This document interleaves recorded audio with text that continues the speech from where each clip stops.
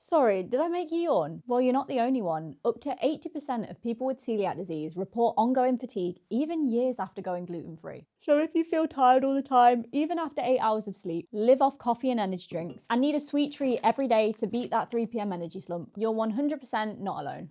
Look, I know how debilitating fatigue can be. Before my celiac diagnosis, it was one of my worst symptoms. I had to nap every single day, even after 8 hours of sleep. I couldn't work without a nap. I couldn't do my uni work without a nap. I had to nap before socializing, and it just completely drained the life out of me. However, after going gluten-free and building some solid foundational habits, I've managed to dramatically improve my energy levels, and now I'm a coach who helps other celiac women reach their health, wellness, and fitness goals too. So today we're going to walk through the core reasons celiacs still experience fatigue even after going gluten-free, and I'm going to walk you through the top 5 habits you can start implementing today to boost your energy levels. Now, before we get into it, I just want to be very, very clear. I am not a medical professional, and there are lots of underlying health conditions other than celiac disease that can cause fatigue and exhaustion. So if you're struggling, it's really, really important that you speak to a medical professional. But I am going to share some of the most common reasons for ongoing fatigue linked to celiac disease specifically from my research, my own experience, and my experience working with lots and lots of celiac ladies as well. So there are 5 main reasons that celiacs still experience fatigue even after going gluten-free, and we're going to walk through them one by one. So first we have nutrient deficiencies. So as celiacs, we experience intestinal damage from the years that we've been eating gluten or after we get cross-contaminated or glutened, and this intestinal damage makes it harder for us to absorb vitamins and minerals from our food. And this malabsorption leads to nutrient deficiencies. And some of the most common deficiencies in celiac disease, iron, B12 and folate, are massively linked to symptoms of fatigue. For number 2, we have ongoing inflammation. Even after we go gluten-free, our intestines, our immune system doesn't just heal overnight. So if you've only been diagnosed very recently, your gut might still be inflamed and repairing itself, and this continuous low-level immune response takes up a lot of energy. And scientists actually have a name for this. It's called the sickness behavior response. And these feelings of fatigue and low energy are basically your body's way of telling you to slow down because you're healing and you need more energy to attribute to that. So this is why when you get unwell, so maybe you have a cold, a flu, a virus, you start to feel achy and fatigued. It's your body telling you to slow down so that it can focus on killing the virus and getting you back up to full health. For number 3, we have sleep disruption. Fatigue isn't just about nutrition and healing intestines, it's about recovery too. So it's very, very common for celiacs to struggle with disrupted sleep because we have additional pains that we have to deal with, whether it's joint aching, abdominal pain, bloating. If you're experiencing these physical uncomfortable symptoms, it can make it very, very hard to sleep.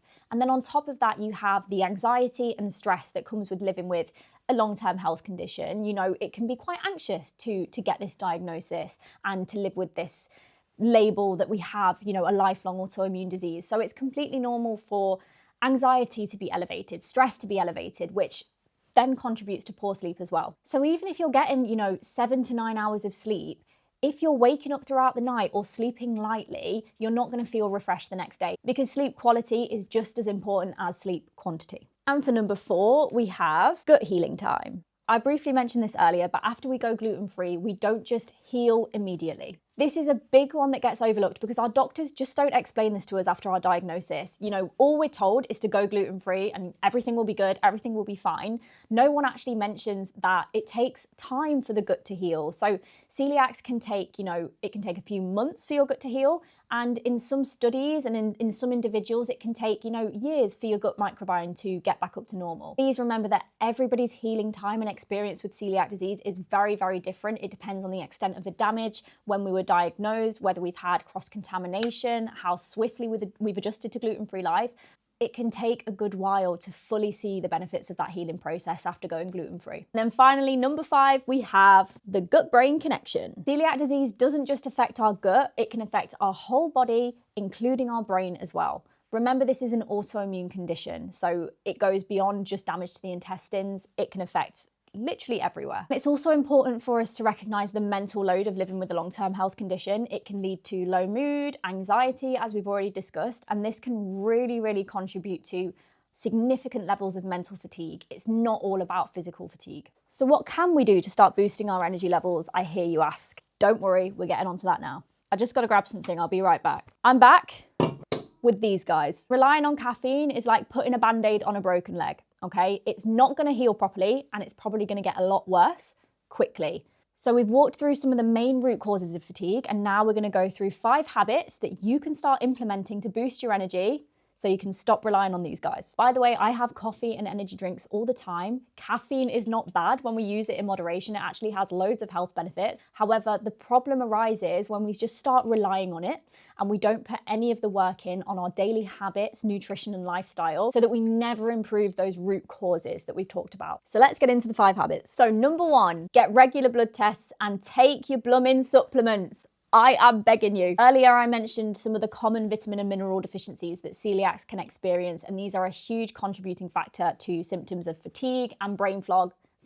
Brain fog. So the only way to diagnose these is to have regular blood tests. You are entitled to usually a yearly blood test at the very least, but do not be afraid to call up your GP and ask for a blood test. If you are struggling with symptoms, you don't have to wait for them to call you in for the celiac yearly review. You can call them up. In fact, I did that this week. My celiac review blood test was due for November. However, recently I've been feeling some symptoms of iron deficiency popping up. So I gave them a call and I said, look, I really am worried about my vitamin and iron levels. I've not been checked in well over 8 months.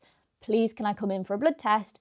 And luckily they said yes and booked me in. So don't be afraid to ask. Obviously you can go down the private blood testing route as well if you can't be bothered to deal with all the wait times, etc.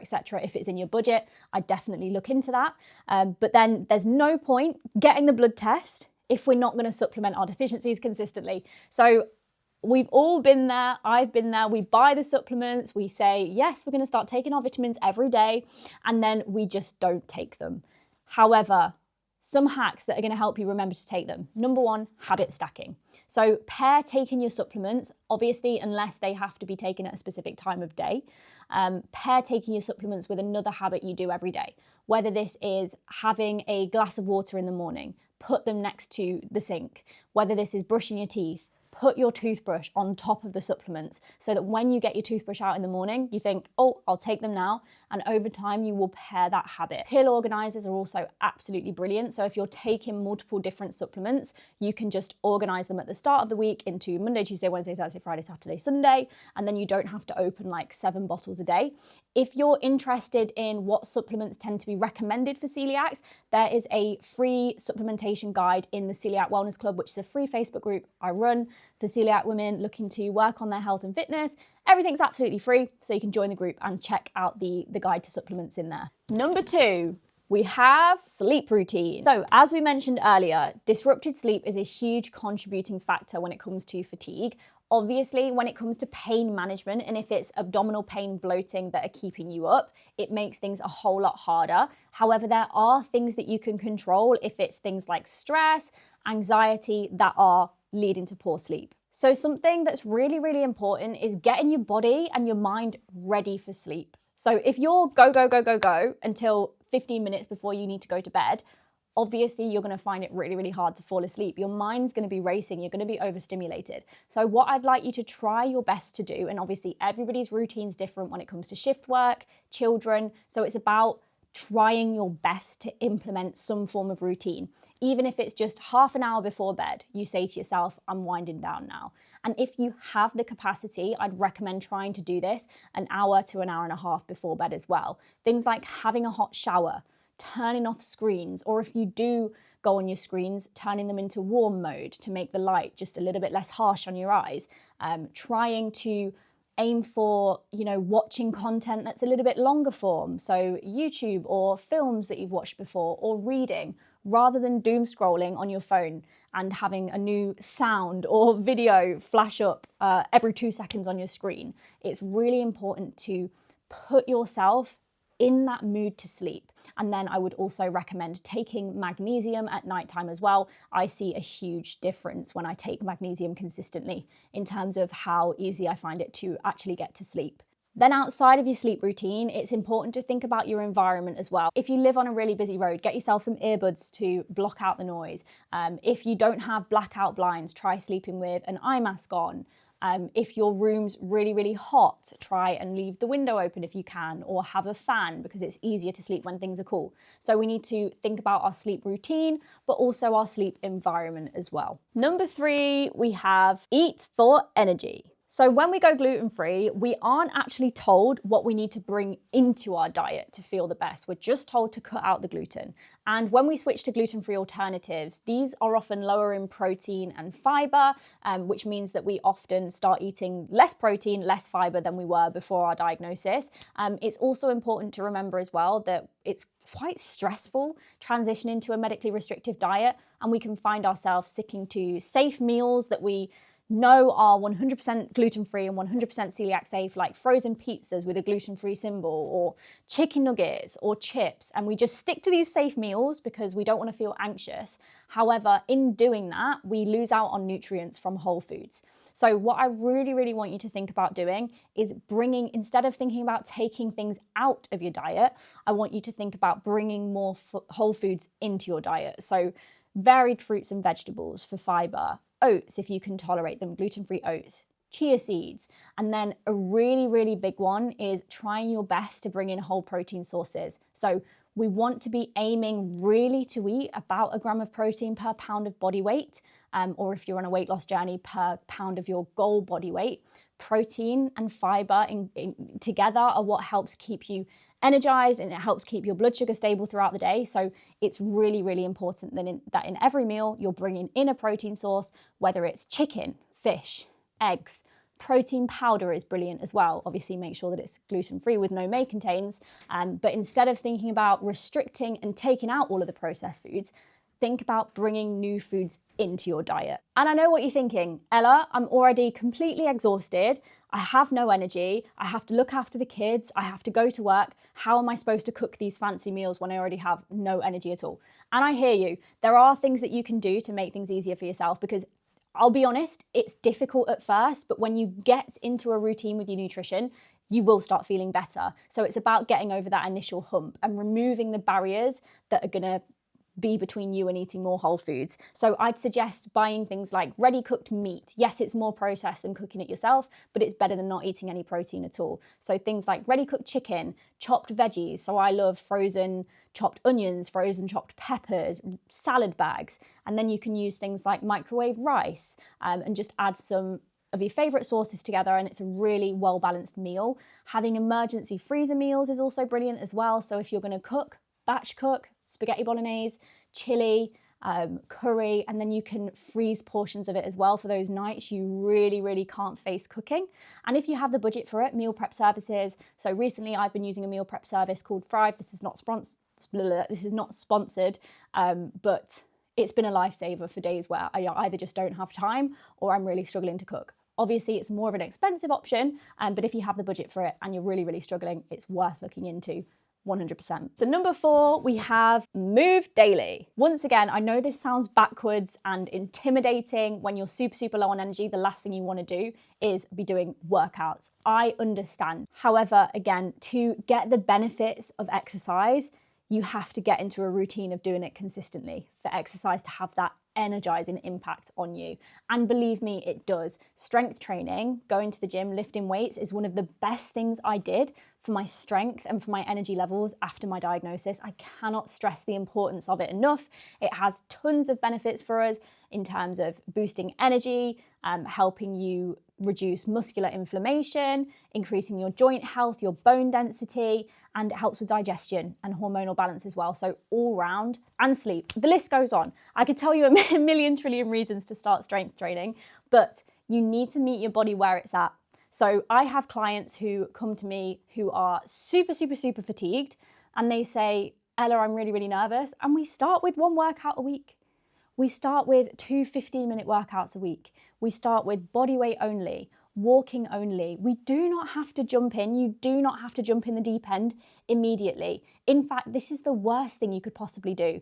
When it comes to fatigue management and getting the energizing benefits from exercise, you have to avoid burnout and you have to be flexible. Some weeks you might be able to do 2 15-minute home workouts. The next week, you might only be able to do 2 10-minute home workouts. But when you are consistent over time, that's when your strength increases. Meet your body where it's at on the day. A 10-minute YouTube workout is better than nothing. 10 minutes of walking is better than nothing. If you're able to just do a 5-minute stretch, all of this will slowly help you start feeling better. And number 5, we have manage stress and pacing. Stress is a hidden energy drain. When your body is in fight or flight, whether it be from work, from family life, from just the stresses that come with being a celiac, it can all drain your energy. Learning to manage your stress levels takes a lot of time and a lot of trial and error, and it feels super, super difficult at the start. But if you do not stick to it, and if you do not stay consistent with your efforts, you will never ever get on top of your health. And on my channel, you'll find an entire webinar on living well with celiac disease, managing stress, managing anxiety from a clinical psychologist. She came on in the Coeliac Wellness Club to give a full talk on this.